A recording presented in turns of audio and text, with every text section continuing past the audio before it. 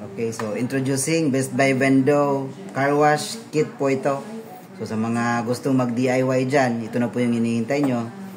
So test po natin. Ayan, so makikita natin naka-turn on na po yung mga mechanism natin. Ito yung coin slot. Ito maghuhulog yung customer. Ito naman yung sensor niya. Ito yung timer na gamit natin. So adjustable po siya. So yan. So A3, 3 minutes po bawat hulog.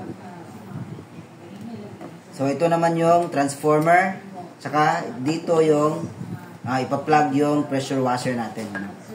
So yan, testing natin.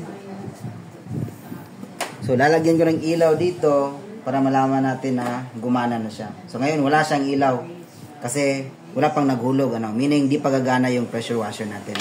So yan, old 5 peso at saka new yung gagamitin natin pag test. So yan po. So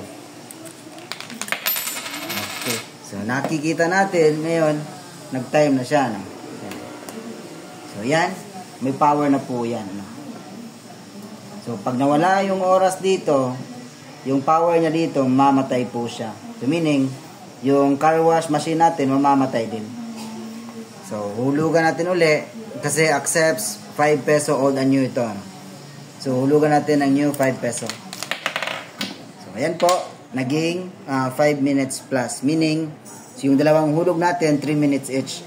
So wag po kayong mag-alala kasi adjustable naman yung oras natin dito. Kayo na pong bahala. Standard po is 3 minutes, pero may iba gusto magbigay ng 5 minutes. Depende po sa inyo yon. So that's it. Sa gusto mag-avail ng Best Buy Vendo Car Wash Kit, Startup Kit, ito na po yung ino-offer namin. Maraming salamat po and have a nice day sa inyo.